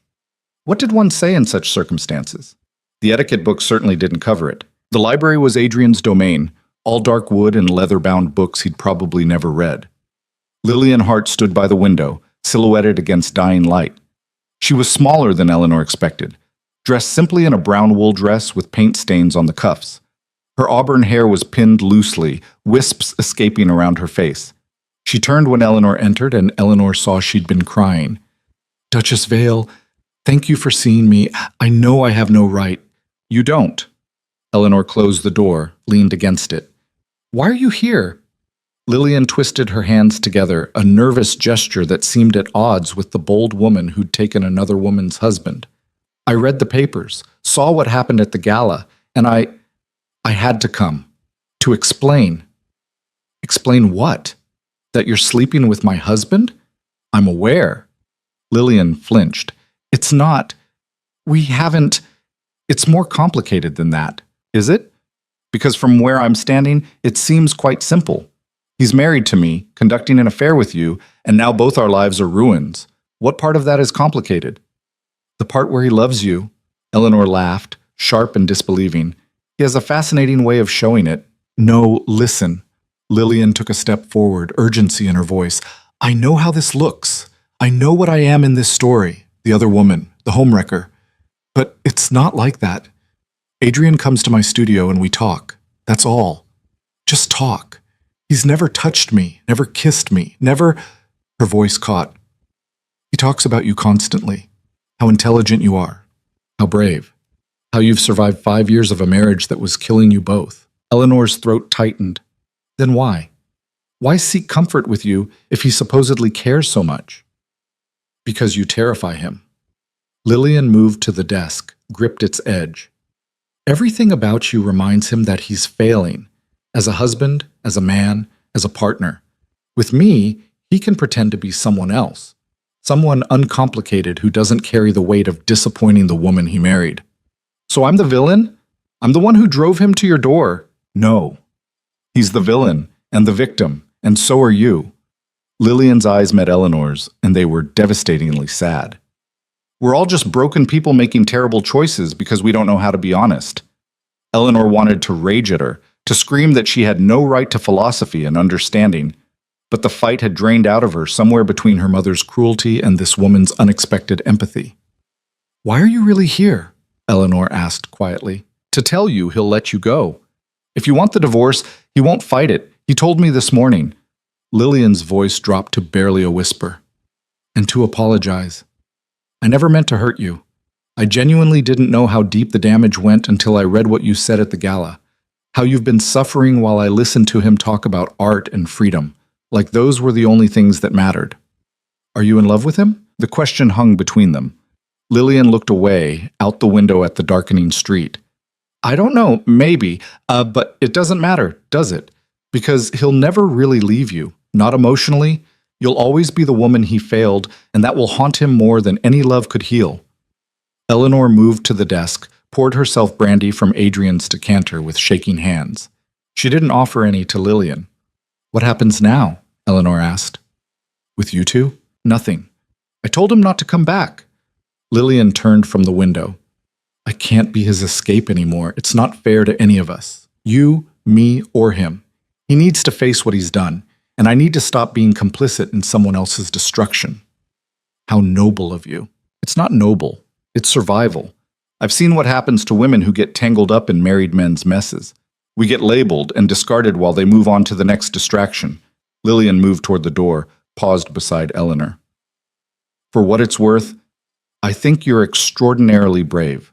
What you did at the gala, standing up and telling the truth, even though it destroyed you, that's courage I've never had." "It doesn't feel brave. It feels reckless and stupid. Maybe brave always does in the moment. Maybe that's how you know it's real." Lillian left as quietly as she'd arrived, leaving Eleanor alone with brandy and questions that had no good answers. The library door opened minutes later. Adrian stood in the entrance, his face haggard. "I saw her leaving. What did she want?" "To apologize, to release you. Take your pick." Eleanor set down the brandy glass harder than necessary. Did you know she was coming? No, I told her to stay away from here. Because it would look bad? Or because you can't handle us both in the same room? Adrian crossed to the desk, poured his own brandy. Both probably. I'm a coward, Eleanor. I think we've established that. She says you love me. His hand stilled on the decanter. She shouldn't have. Is it true? What does it matter now? It matters to me. Eleanor's voice cracked. 5 years, Adrian. 5 years of silence and distance and pretending we felt nothing. And now I find out you might actually feel something you just never bothered to tell me? That matters. Fine. Yes. I love you. Is that what you wanted to hear? He slammed the decanter down. I've loved you since our 3rd month of marriage when you found me having a panic attack in the garden at 2 a.m, and instead of judging me, you sat with me until dawn talking about nothing and everything. I loved you when you stood up to my mother for dismissing the staff member who had a sick child. I loved you every time you smiled at me across a ballroom, even though I could see the exhaustion in your eyes. Eleanor's breath caught. Then why? Because love isn't enough. The words exploded out of him. Loving you didn't make me a better husband. It didn't stop me from disappointing you every single day. It didn't fix whatever's broken in me that makes intimacy feel like suffocation and commitment feel like drowning. So yes, I loved you while I destroyed us. Does that make you feel better? No, it makes it worse. They stood on opposite sides of the desk, the space between them feeling infinite. I saw my solicitor today, Adrian said finally. He's drawing up divorce papers. Adultery as grounds. It'll be ugly, but quick. And then what? You marry Lillian? She told me not to come back. Said she won't be my escape hatch anymore. He laughed bitterly. Apparently everyone's figured out I'm a disaster except me. Adrian, the library door burst open. Thomas stood there wild-eyed and breathless. Your Grace, there's a fire in the East Wing. Eleanor's heart stopped. What? The reporter's outside. Someone threw a lit torch through a window. The curtain's caught. We're trying to contain it, but Adrian was already moving, Eleanor right behind him. They ran through corridors filling with smoke, servants scrambling with buckets of water, someone screaming for the fire brigade. The East Wing guest rooms were engulfed, flames licking up wallpaper and consuming furniture that had stood for 3 generations. Heat hit them like a wall. Everyone out, Adrian shouted. Get the staff out now. Margaret appeared through the smoke, supporting an older maid who was coughing violently. The upstairs rooms. Is anyone... Eleanor's blood turned to ice. The 3rd floor. The housemaid's quarters. They should all be downstairs, Thomas gasped. Should be isn't the same as our. Eleanor ran for the servants' stairs before Adrian could stop her. Smoke thickened as she climbed, each breath harder than the last. The 3rd floor hallway was an inferno, flames racing along the ceiling. Hello? She screamed. Is anyone here? A muffled cry from the far end of the hall. Eleanor ran toward it, covering her mouth with her sleeve. Found a door jammed shut, something blocking it from the inside. She threw her weight against it once, twice. Adrian appeared beside her. Move. Together they slammed into the door.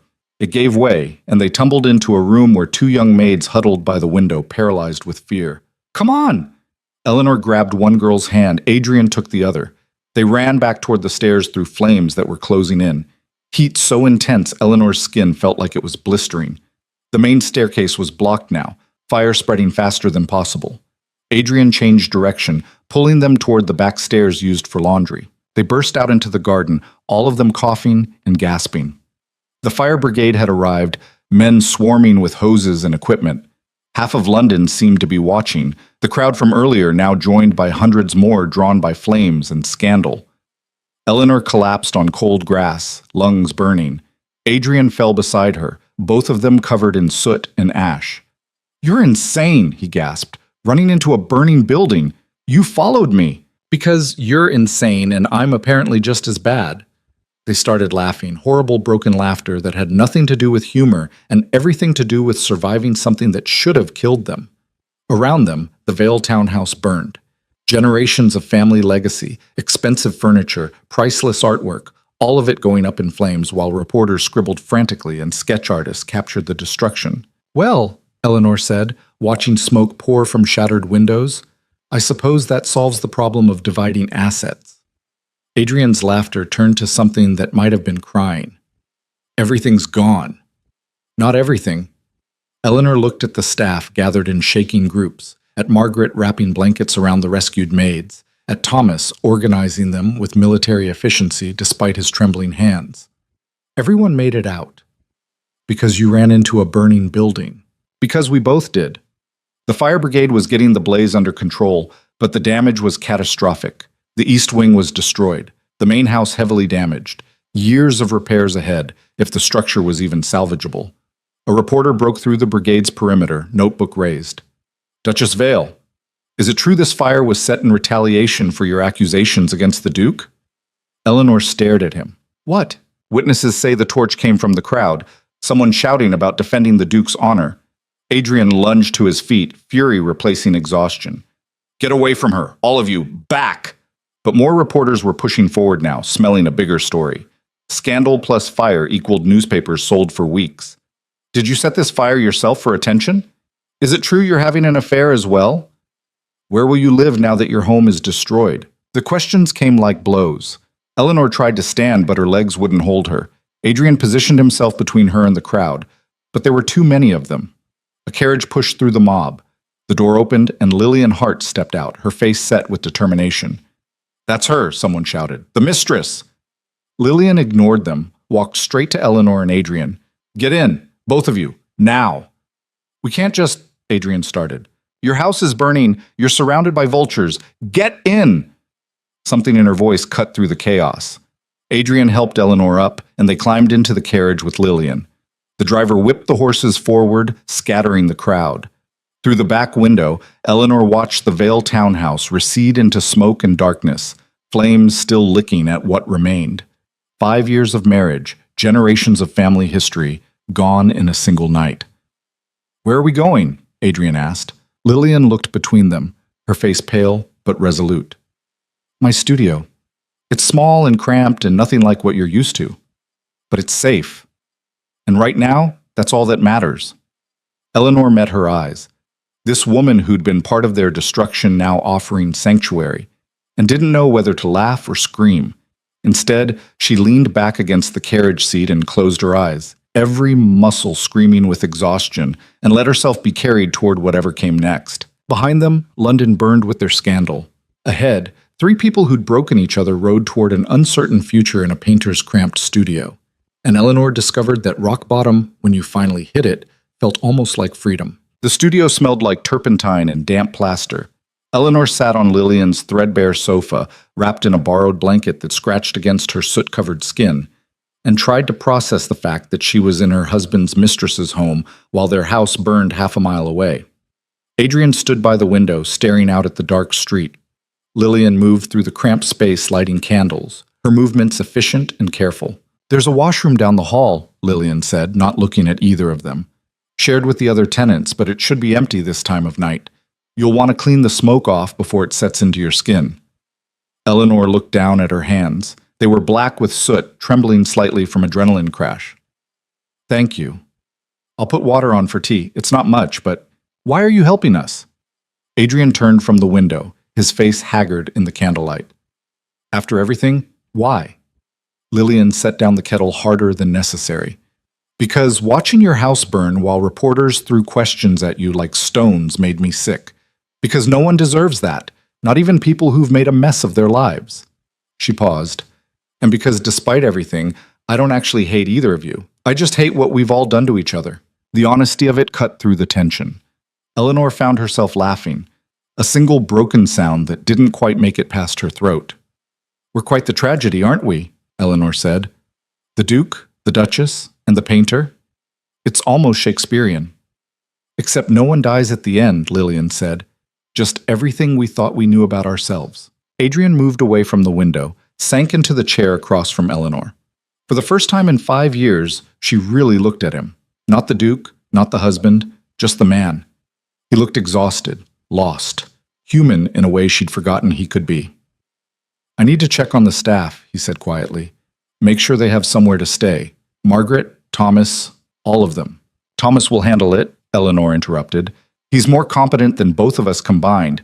They'll be at the servants' shelter or placed with other households by morning. Still, Adrian, you can't fix this tonight. The house is gone. Our reputation is ashes. Sit down and accept that for once in your life, you're not in control. He flinched at that, but didn't argue. Just sat there looking at his soot-stained hands like they belonged to someone else. Lillian returned with 3 chipped cups of tea. They drank in silence, the awkwardness of their situation settling around them like fog. I have one bed, Lillian said finally. Eleanor should take it. Adrian, there's the sofa. I'll take the floor. Don't be ridiculous, Eleanor said. This is your home. We're the intruders. You're refugees. There's a difference. Eleanor wanted to argue, but exhaustion was winning. Every muscle ached. Her lungs still burned from smoke. The thought of walking anywhere, even to a shared washroom, felt impossible. Just for tonight, she said. Tomorrow, we'll figure out something else. Lillian nodded, gathered some paint-stained blankets from a trunk, and began making a nest on the floor near the easel. Adrian moved to help her, but she waved him off. I've got it. You look like you're about to collapse. He did. They all did.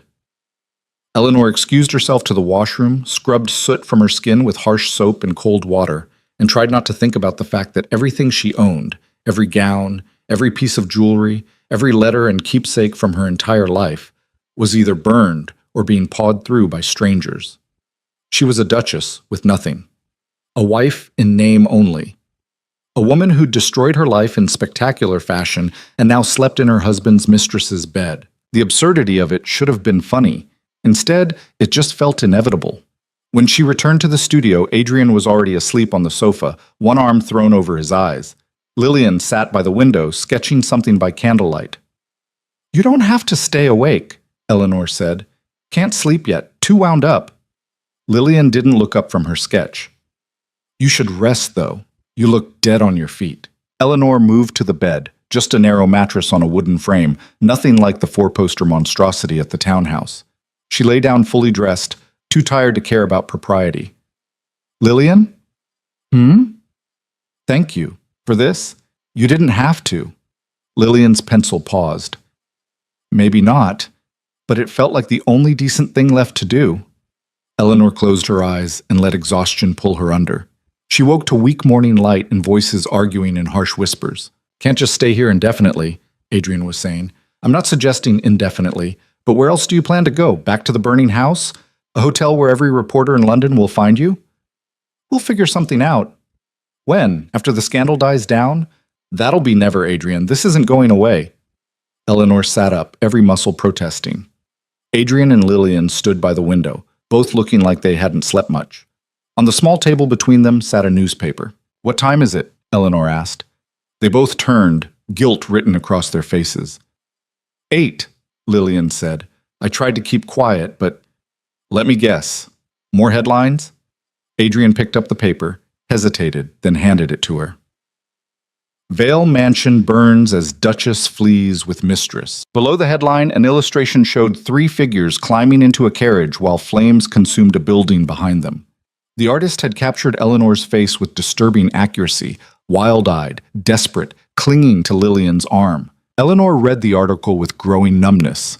It claimed she'd orchestrated the fire herself as revenge. That Adrian had been seen leaving Lillian's studio the previous evening. He hadn't, but facts didn't matter. That the 3 of them were engaged in some kind of scandalous arrangement too shocking to describe in a family publication.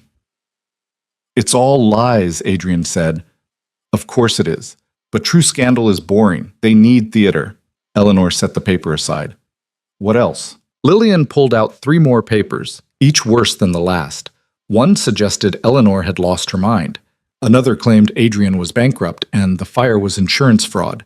A third hinted darkly at unnatural arrangements between all 3 of them. So we're ruined completely now, Eleanor said. Not just damaged, actually destroyed. There has to be a way to fix this, Adrian insisted. A statement to the press, legal action for slander. You can't sue every newspaper in London. Lillian sat on the edge of the bed, her face grim. And statements from you right now will just be more fuel. They've decided who you are. Nothing you say will change that. Eleanor looked at her husband. at the woman he'd sought comfort with, at the tiny studio that was now their sanctuary and prison both. Three people who'd never meant to be in the same room, now trapped together by circumstance and scandal. A laugh bubbled up in her chest, real laughter this time, edged with something that might have been hysteria. "What's funny?" Adrian demanded. "All of it. We spent 5 years hiding the truth, and now that everyone knows, we're hiding from the truth they've invented. It's perfect, really. Poetic." Eleanor, "No, listen. They want scandal, they want theater. We gave them exactly what they wanted, and now we're cowering like we did something wrong." "We did do something wrong," Lillian said quietly. "All of us." "Yes. But what we did wrong, and what they think we did, are completely different things." Eleanor stood, paced the small space. An idea was forming, reckless and possibly insane, but better than hiding. "What if we stopped hiding?"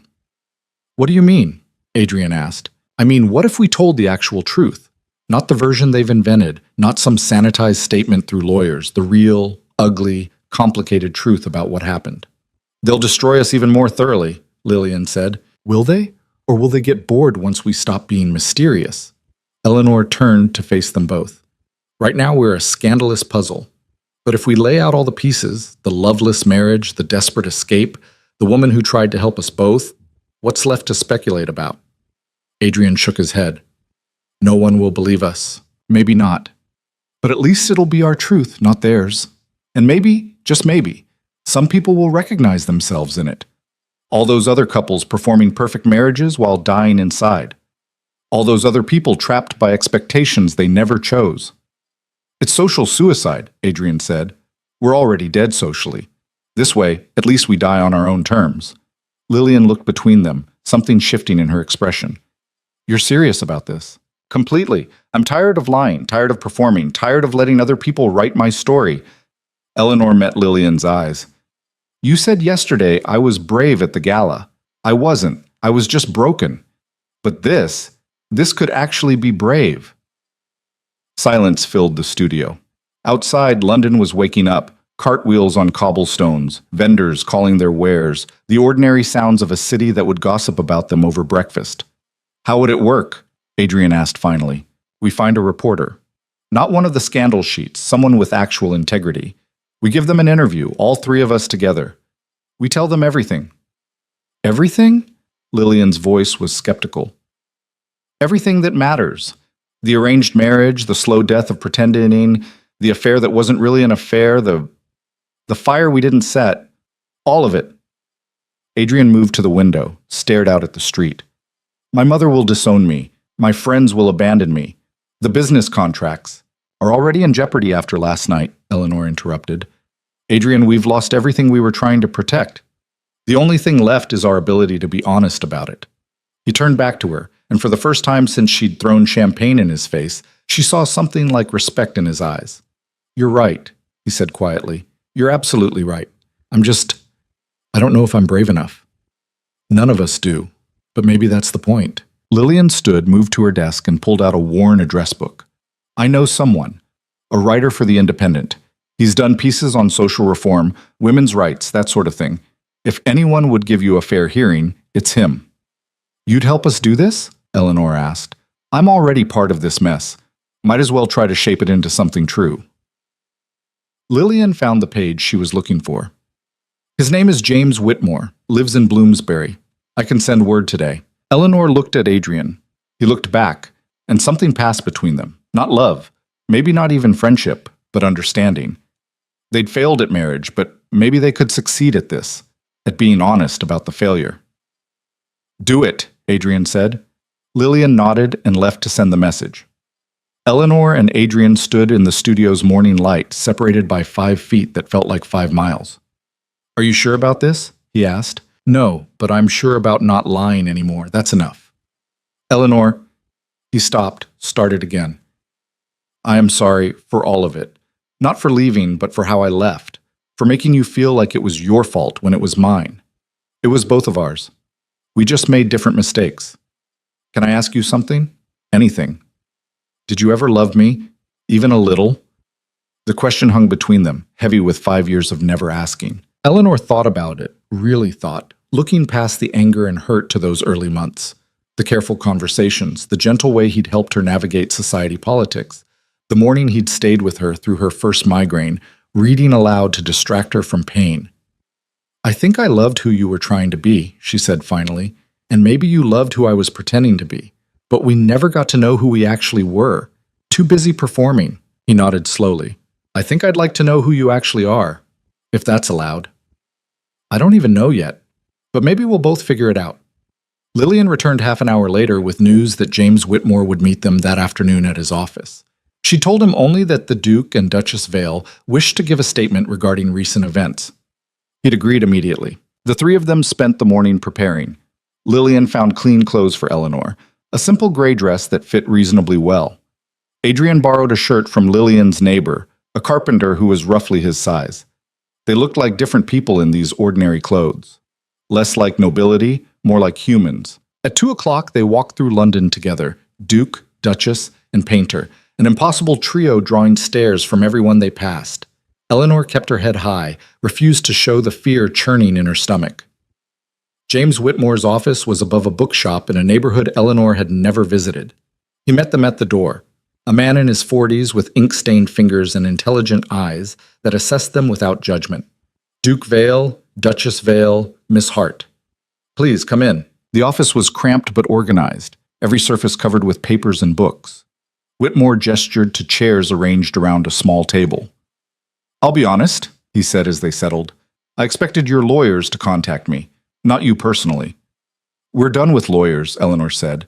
"We want to tell the truth, all of it. Will you print it?" Whitmore pulled out a notebook. "Depends on the truth. Start at the beginning." So they did.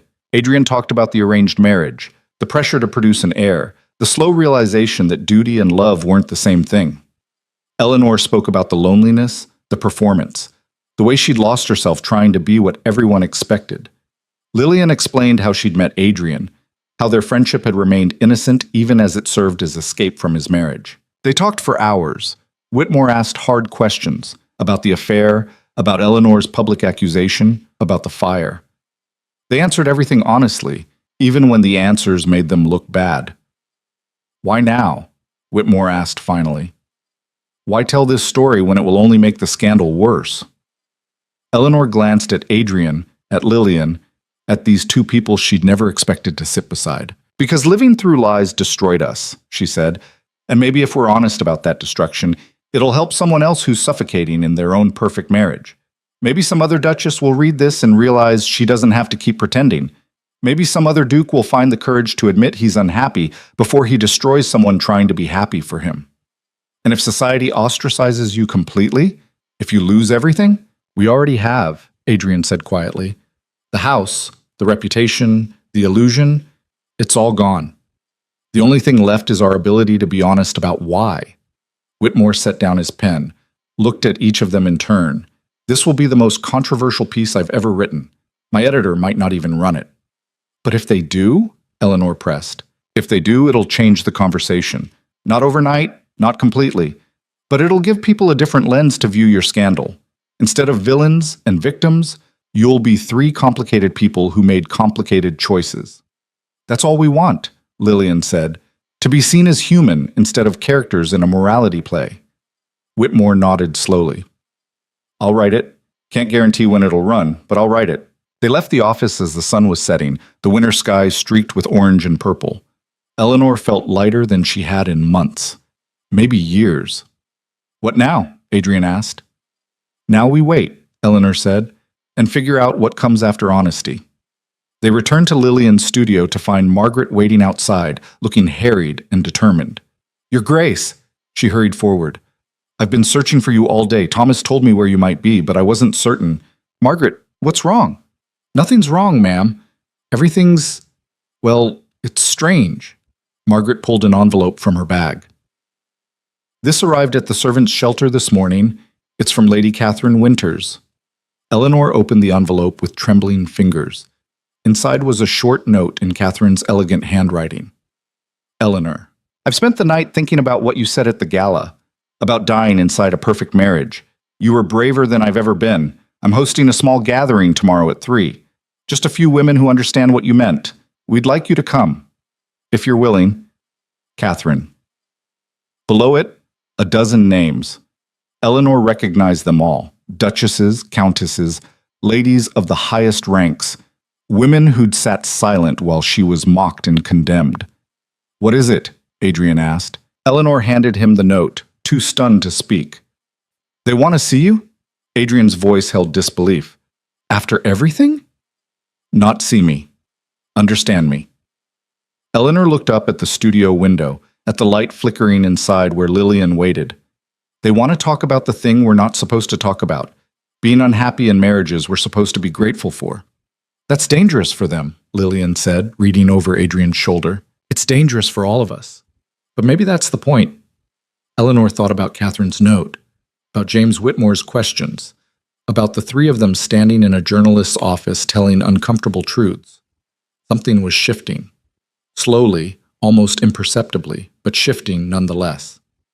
I'll go, Eleanor said. Tomorrow, to Catherine's gathering. I'll come with you, Adrian offered. No, this is something I need to do myself. He looked like he wanted to argue, then nodded. All right. They returned to the studio, divided up the meager food Lillian had, and spent the evening in something almost like companionship. Not friendship yet, that would take time, but the beginning of understanding. The next afternoon, Eleanor borrowed another of Lillian's dresses and walked to Catherine's townhouse alone. The gathering was small, 12 women in a sitting room, tea and cakes on elegant china, the kind of refined afternoon Eleanor had attended hundreds of times. But the atmosphere was different, charged. Catherine stood when Eleanor entered. Thank you for coming. I wasn't sure you would. I almost didn't. We wouldn't have blamed you after how we treated you. Catherine gestured to the other women. We've all been talking about what you said at the gala, about marriages that look perfect but feel like dying. Lady Ashford spoke up, her usual haughtiness replaced with something raw. My husband hasn't touched me in 3 years, won't even sleep in the same room. But we smile at parties, and everyone thinks we're devoted. Another woman, a young countess whose name Eleanor couldn't remember, mine keeps a mistress in Paris, everyone knows. I'm just supposed to ignore it and produce heirs. One by one, they shared their truths. Loveless marriages, emotional neglect, the suffocating pressure to maintain perfect facades while crumbling inside. Eleanor listened, stunned.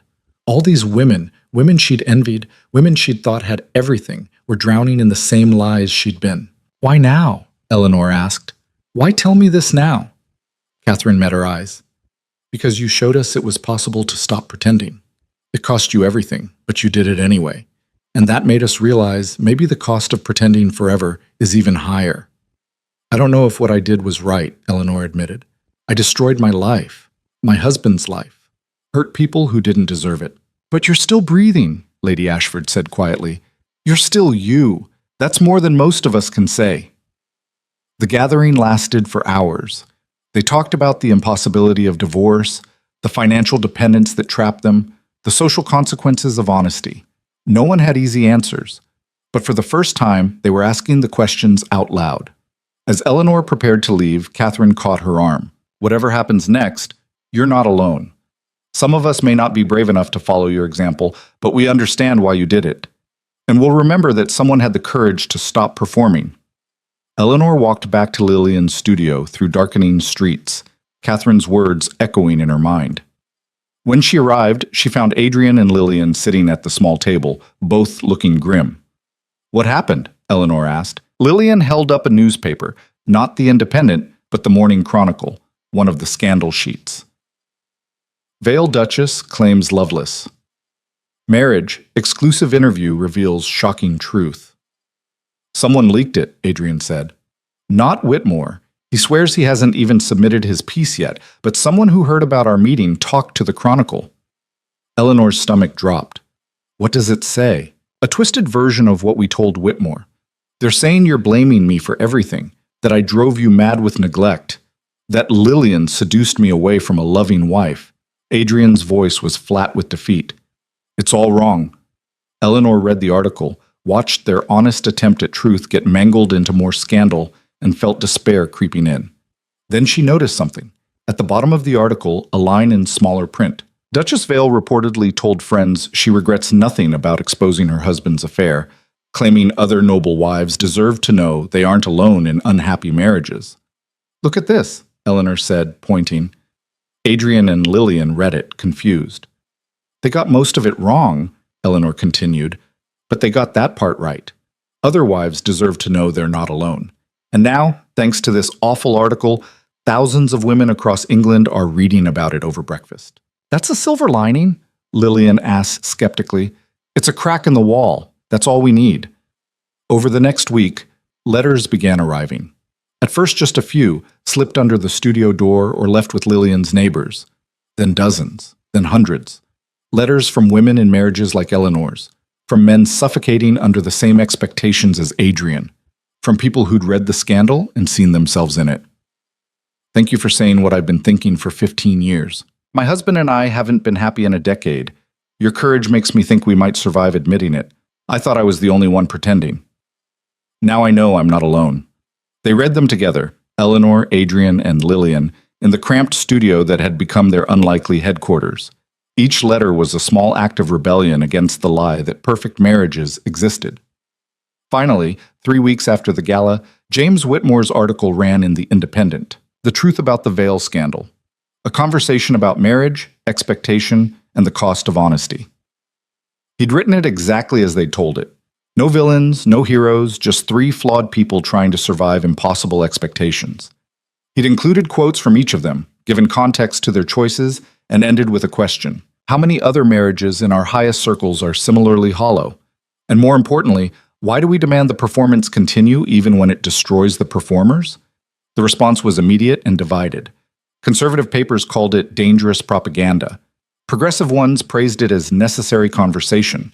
Society matrons declared it an attack on marriage itself. Younger women passed it around drawing rooms like contraband, but the conversation had started. That was what mattered. Eleanor sat in Lillian's studio reading letters from strangers who'd found hope in her honesty and realized something had fundamentally changed. She'd stopped being a duchess performing perfection and become a woman surviving truth. It wasn't victory yet. The divorce proceedings were still messy, money was tight, society still whispered. But for the first time in 5 years, Eleanor could breathe without feeling like the air was poisoned with lies. She looked up to find Adrian and Lillian watching her, both wearing similar expressions of cautious hope. "We did it," she said. "We actually changed the conversation." "The first step anyway," Adrian corrected. But he was smiling, a real smile, not the rehearsed one he'd worn for years. Outside, London continued its gossip and scandal. But inside the cramped studio, 3 people who'd broken each other were slowly learning to build something honest from the wreckage. And that felt like winning. The letters kept coming. By the end of March, they'd received over 3,000, stacks of them piled in corners of Lillian's studio, testimony to how many people had been waiting for someone to say the quiet part out loud. Eleanor sat cross-legged on the floor, sorting them into categories. Supportive, angry, desperately lonely. Some were addressed to her, some to Adrian, a surprising number to all 3 of them together. A surprising lot. "Listen to this one," she said, unfolding a letter written on expensive stationery. "Dear Duchess Vale, my mother says you're a disgrace, but I'm 19 and about to be married to a man I barely know, and reading about your courage made me realize I have choices. I called off the engagement yesterday. My mother won't speak to me, but I can breathe for the first time in months. Thank you." Eleanor looked up. "She's 19. We might have saved her from 5 years of what we went through." Adrian glanced up from the legal documents he'd been reviewing. The divorce papers sat between them like a ceasefire agreement. Painful, but necessary. "One person at a time, I suppose." "It's more than we had a month ago." Lillian emerged from behind her easel, wiping paint from her hands. She'd been working on a new piece, something abstract and violent with slashes of red and black. Cathartic, she'd called it. Honest. "There's someone at the door," she said. "Looks official." Eleanor's stomach tightened. They'd had visits from reporters, angry society matrons, even a constable investigating the fire. Each knock brought new anxiety. Adrian opened the door to reveal a man in a dark suit carrying a leather satchel. "Duke Vale. I'm Harold Brennan, from Brennan and Associates. May I come in?" "Depends. What kind of associates?" Legal, but not the kind you're thinking. Brennan stepped inside without waiting for permission, surveyed the cramped studio with barely concealed surprise. I represent a consortium of investors interested in a rather unusual proposal. We're not interested in investments, Adrian said flatly. Not even ones that could restore your fortune and give you actual purpose? That got their attention. Brennan set his satchel on Lillian's work table, pulled out a folder of documents. I'll be direct. Your interview with the Independent started conversations in circles beyond your usual society.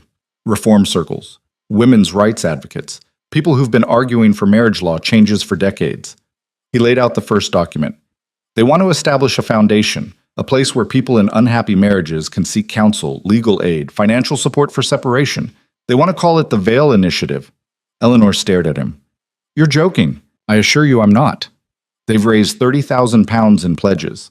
They want you both to be involved, public faces of the movement, so to speak. Duchess Vale specifically, given your first-hand experience. This is absurd, Adrian said. We're pariahs. Why would anyone want us as the face of anything? Because you're honest pariahs. That's more valuable than respectable liars. Brennan pulled out more papers. The foundation would provide legal counsel for divorce proceedings, emergency housing for women fleeing marriages, education programs about financial independence. All the things you needed and didn't have. Eleanor's hand shook as she looked through the documents. It was real. Organizational bylaws, donor lists, proposed locations for offices. Someone had been planning this while she'd been drowning in scandal. Who's behind this, she asked. A coalition, some of the women from Lady Catherine's gathering, several progressive members of Parliament, a few wealthy widows who've been funding suffrage work. They read your story and saw opportunity. Lillian moved closer, reading over Eleanor's shoulder. This is extraordinary. It's also risky, Brennan said. You'll be even more controversial than you already are. Conservatives will call you marriage destroyers. Churches will condemn you. You'll be making enemies of powerful people. As opposed to now, when we're so beloved? Eleanor's laugh was sharp. We're already destroyed, Mr. Brennan. At least this way the destruction means something. Adrian was quiet, studying the papers with his business face on, the one Eleanor recognized from meetings about investments and contracts. What's the financial arrangement? You'd be paid board members. Not a fortune, but enough to live on independently. The foundation would also fund rebuilding a portion of your estate for use as the first refuge house. The estate that burned down. The structure's salvageable. Expensive to repair, but salvageable. The foundation would cover costs in exchange for permanent use of the East Wing. Eleanor looked at Adrian. He looked back, and she saw the same wild hope she felt reflected in his eyes. A way forward, a way to make their catastrophe mean something. We'll need to discuss this, Adrian said. Of course. I'll return in 3 days for your answer. Brennan packed up his documents. For what it's worth, I think you'd be good at this. You've lived what these people are going through. That's worth more than any law degree. After he left, the three of them sat in stunned silence. It's too good to be true, Lillian said finally. Probably, Eleanor agreed. But what if it isn't? Adrian stood, paced the small space. The divorce proceedings would become even more public. Every detail of our failure examined and documented. Are you prepared for that? Are you? He stopped, met her eyes. I think I have to be. Not just for us, but for everyone who wrote those letters. They deserve better than we had. Eleanor stood, moved to the window overlooking the narrow street. Below, ordinary people went about ordinary lives. A woman carrying laundry, a man selling newspapers, children playing some complicated game with sticks and stones. Normal life, something she'd never really had. I want to do it, she said. Not because it'll fix us or make us respectable again, but because maybe we can prevent someone else from spending 5 years dying quietly in a marriage they're too afraid to leave. Then we do it, Adrian said. Together. One last performance, except this time we're performing honesty instead of perfection. Lillian cleared her throat. You know I can't be part of this. The foundation needs legitimacy. A painter who enabled an affair isn't exactly the image they're going for. Lillian, no, it's fine. Actually, it's better than fine. She gestured to the painting she'd been working on. I've been hiding too, in my own way. Using art as escape instead of expression. Maybe it's time I stopped that. What will you do? Eleanor asked. Paint, really paint, not just pretty landscapes for gallery openings. Show the messy truth instead of comfortable lies. Lillian smiled. You're not the only ones who can be brave. They gave Brennan their answer 3 days later. Yes to the foundation. Yes to becoming public advocates for marriage reform. Yes to turning their scandal into something useful. The work began immediately. Board meetings with lawyers and reformers who treated Eleanor like a colleague instead of a cautionary tale. Site visits to the burned estate where architects discussed rebuilding plans. Interviews with newspapers that actually wanted to understand instead of sensationalize. It was exhausting. Eleanor had traded one performance for another. Instead of perfect duchess, she was now courageous reformer. But this role fit better, felt more true. The divorce finalized in June. A quiet proceeding in a judge's chambers, legal dissolution of a marriage that had been dead for years. Eleanor walked out of the courthouse a divorced woman, socially ruined but legally free. Adrian met her outside, looking similarly unmoored. How do you feel? He asked. Terrified. Relieved. Both. Eleanor looked at the divorce decree in her hands. We're not married anymore. No, we're not. They stood on the courthouse steps, two people who'd once pledged their lives to each other, now released from vows neither had been able to keep. I don't regret it, Adrian said suddenly. Marrying you, I mean. I regret how it went, what we did to each other. But not the fact of it. Does that make sense? Eleanor thought about it. About the woman she'd been at 19, terrified and eager to please, and the woman she was now at 24, scarred but solid. It makes sense. I'm not who I would have been without you. Better or worse, I don't know. But different. More real. Friends? He extended his hand awkwardly. Eleanor looked at his hand, then at his face. This man who'd been husband, stranger, collaborator, and now something undefined. She took his hand. Friends, she agreed. Eventually, right now, maybe just allies. I'll take it. The foundation opened its doors in September. The east wing of the Vale estate had been transformed from aristocratic guest quarters into practical refuge. Small private rooms, a communal kitchen, a library stocked with legal texts and employment guides. Eleanor had insisted on comfortable furniture over expensive decoration. These would be homes for women fleeing, not showpieces. The opening day brought protesters, conservative groups with signs declaring them marriage destroyers, religious leaders condemning their work as ungodly. Eleanor stood on the front steps with Adrian and the other board members and weathered the anger with her head high. How do you respond to accusations that you're encouraging women to abandon their marriages? A reporter shouted. Eleanor looked at the protesters, at their fury and fear of change, and felt something settle inside her. I'm encouraging women to survive them, she said clearly. There's a difference between abandonment and self-preservation. If your marriage is killing you, emotionally, spiritually, sometimes physically, you have the right to leave. That shouldn't be controversial. That should be obvious. But the sanctity of marriage is a lie we tell to justify trapping people in situations that destroy them. My marriage looked sacred from the outside. Inside, it was suffocating us both. She gestured to Adrian. We made each other miserable trying to be what everyone expected instead of what we actually were. The foundation exists so other people don't have to repeat our mistakes. The reporter scribbled frantically. Eleanor didn't care anymore what they'd write. She'd said the truth. That was enough. That night, after the protesters left and the first residents moved into the refuge, Eleanor sat in the small office she'd claimed as headquarters. The desk was covered with intake forms, legal documents, letters from women asking for help. A knock at the door. Catherine Winters entered, looking uncomfortable in the practical space. I came to see it, Catherine said. The refuge, what you built. What we built. Your donations made this possible. My money, maybe, but your courage. Catherine moved to the window overlooking the grounds. I'm leaving him. Lord Winters. I wanted you to know. Eleanor's breath caught. Catherine. Don't. Don't try to talk me out of it or warn me about consequences. I know what I'm doing. Catherine turned, and her face was set with determination Eleanor recognized from the mirror. 20 years I've been unhappy. 20 years of pretending. I read your interview and thought, if she can survive the truth, maybe I can too. It's not easy. Nothing worth doing is. Catherine pulled an envelope from her bag.